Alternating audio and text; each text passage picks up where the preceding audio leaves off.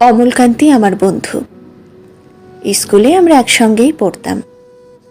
রোজ দেরি করে ক্লাসে আসতো, পড়া পারত না।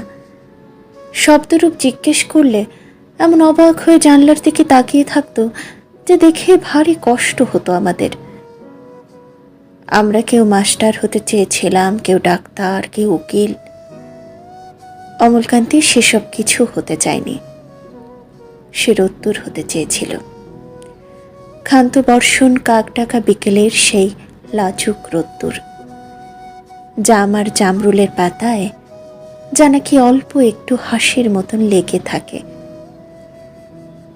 আমরা কেউ মাস্টার হয়েছি, কেউ ডাক্তার, কেউ উকিল। অমলকান্তি রোদ্দুর হতে পারেনি। সে এখন অন্ধকার একটা ছাপাখানায় কাজ করে। মাঝে মধ্যে আমার সঙ্গে দেখা করতে আসে, চা খায়, এটা ওটা গল্প করে, তারপর বলে, উঠি তাহলে। আমি ওকে দরজা পর্যন্ত এগিয়ে দিয়ে আসি। আমাদের মধ্যে যে এখন মাস্টারি করে, অনায়াসেই সে ডাক্তার হতে পারত। যে ডাক্তার হতে চেয়েছিল, উকিল হলে তার এমন কিছু ক্ষতি হতো না। অথচ সকলেরই ইচ্ছে পূরণ হলো এক অমলকান্তি ছাড়া। অমলকান্তি রোদ্দুর হতে পারেনি।